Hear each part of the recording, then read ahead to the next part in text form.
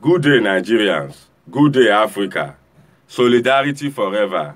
One love with better style.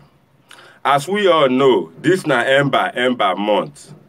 And we all know say Christmas and New Year not far away again.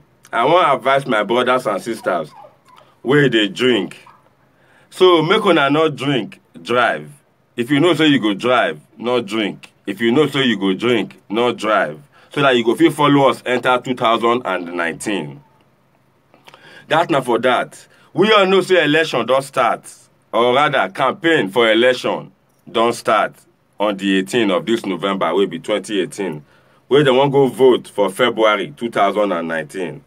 And everybody get their right to vote for any candidate where they like.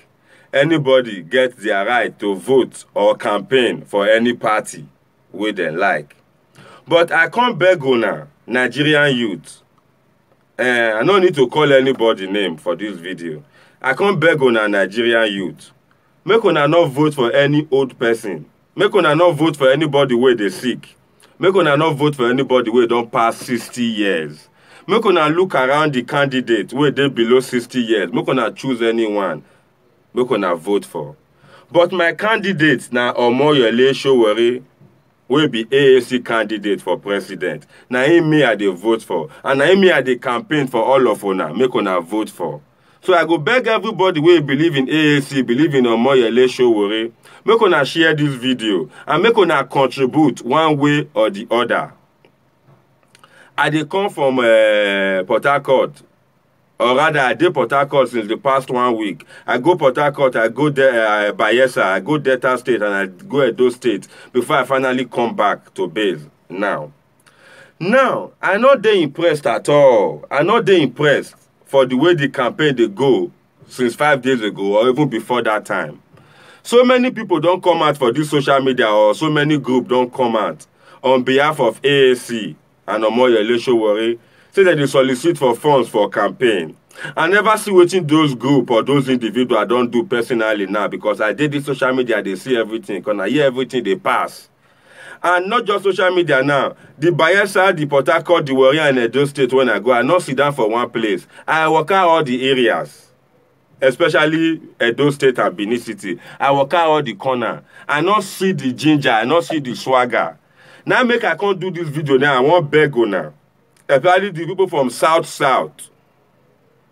Make all of una. Make una stand up for AAC. Make all of una stand up for Omoyele Sowore. And make all of una vote for him. Make una tell una brother we don't know him. Make una tell una sister we don't know him. Make una tell una pikin we don't know him.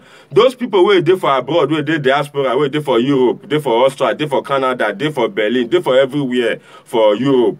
Make una beg, call una family members. Make una give them sense. Make una advise them. Make them vote for Omoyele Sowore come 2019. Make them vote for AAC candidate. Make them vote for change. Make them vote for take it back. And I want to use this media beg all of una. Now, we believe in AAC, we believe in Omoyele Sowore, we believe in Freedom of Truth Foundation.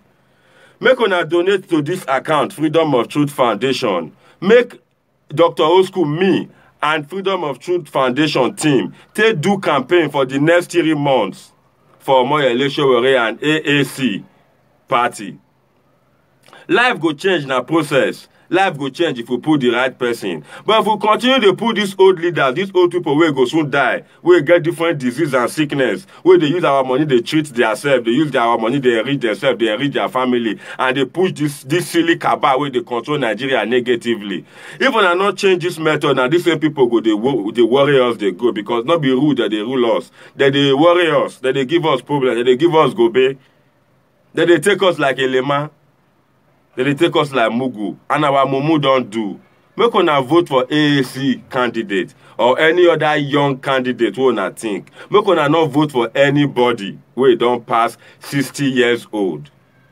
Make una copy this account where they this timeline now. Freedom of Truth Foundation. Make una pay to this account. Make Freedom of Truth Foundation as a group campaign for AAC. For the next 3 months before election for February. So that we go feel save our country back. We will feel save our local government back. We will feel save our state back. We will feel save our constituency back. Without a young and a vibrant and a promising young man, Nigeria not get where they go. And that quality, I see am for Omoyele Sowore body, because me and I don't get one-on-one, me and I don't see. I don't see the drive. Apart from the one wey they see for social media where they campaign go everywhere, America, Canada, Italy, Belgium, I don't meet am one-on-one. I don't see the drive, I don't see the energy. I don't see the future plan where Omoyele Sowore get for Nigeria. I bet make una not fall Omoyele Sowore hand. Make una not fall AAC hand. Make una not fall Freedom of Truth Foundation hand.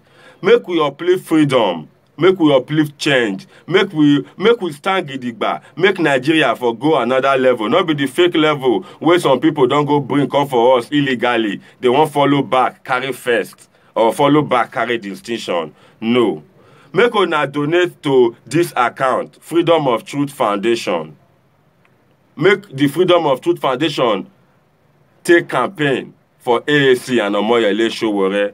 Many people don't do this thing since, but I know they see the impact. I know they see what that they use this their platform till they do since this campaign don't start. And this month, so the election, and so we go the campaign, they go for our candidate, for our party. Africa unite. Nigerians be wise. Good day, Nigerians. Good day, Africa. Solidarity forever. One love with better style. It's me, your humble boy, Dr. Old School. Like you know, I stand on the truth. I live by the truth. And I will never deviate from the truth. I have your incoming president here. The only president that can give you hope. The only president that can make you feel like a Nigerian, or as an African, or as a black man. The only person that can make you know why you are existing as a black man. Meet Omoyele Sowore, your 2019 president. Yes. Not Atiku, not Buhari, not any other person in Nigeria or Africa or in the world. If you miss this man, you might suffer for another 10 years, 20 years, 50 years, or the case may be. Shine your eye. Africa unite. Nigerians be wise. Solidarity forever. One genuine love with better style. From Omoyele Sowore, our new president. Take it back. Take it back.